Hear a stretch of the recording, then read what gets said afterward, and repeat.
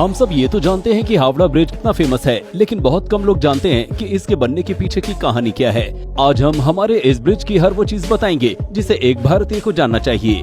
आज से कई साल पहले हावड़ा और कलकत्ता के बीच हुगली नदी पर कोई ब्रिज नहीं हुआ करता था। किसी भी व्यक्ति को उस पार जाने के लिए नाव का इस्तेमाल करना पड़ता था। फिर 1871 में बंगाल की सरकार ने इस ब्रिज का प्लान बनाया, बाद में जिसकी शुरुआत 17 अक्टूबर 1874 को हुई थी और इसको डिजाइन किया था रेलवे के चीफ इंजीनियर ब्रैडफोर्ड लेस्ली ने। वो पीपे से बना पुल था।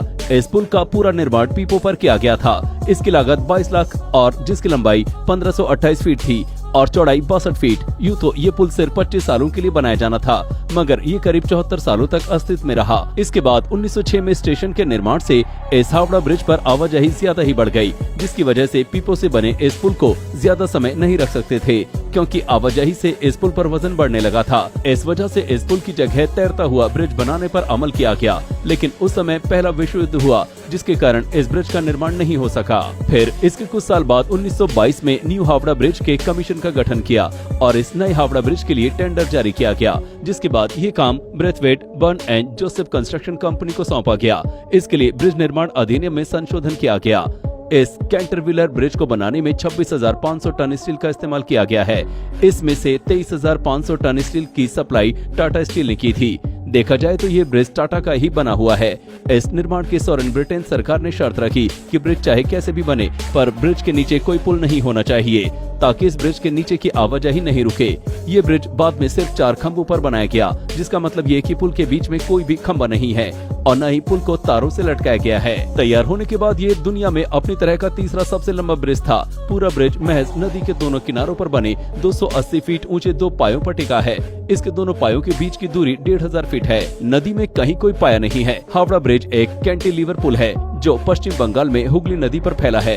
ये ब्रिज अपने आप में ही एक अजूबा है कि पुल बिना खंभों और तारों के एक सदी से खड़ा है। इसके हैरान करने वाली बात यह है कि इसके निर्माण में स्टील की प्लेटों को जोड़ने के लिए नट बोल्ट का इस्तेमाल नहीं किया गया, बल्कि धातु की बनी कीलों यानी रिवेट्स का इस्तेमाल किया गया है। इसके निर्माण के समय ये तीसरा सबसे लंबा कैंटिलीवर पुल था। अनुमान ये है कि इस बड़े पुल के निर्माण की राशि 333 करोड़ रुपए थी।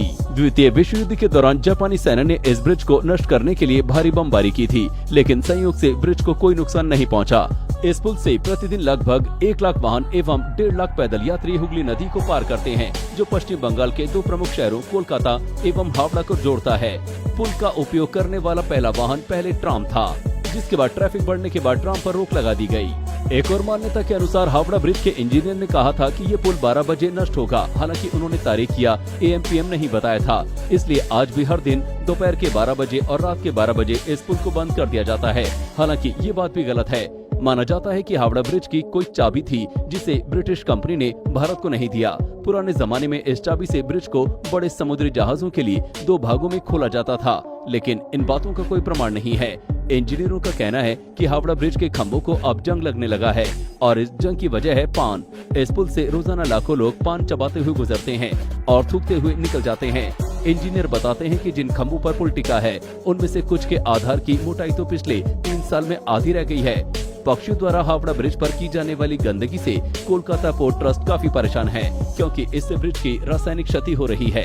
इसलिए ट्रस्ट हर साल ब्रिज से पक्षियों की गंदगी हटाने के लिए 5 लाख का कॉन्ट्रैक्ट देता है। तो आपको हावड़ा ब्रिज के बारे में ये जानकारी कैसी लगी, हमें कमेंट करके बताना ना भूलें। पेज को लाइक शेयर जरूर करें।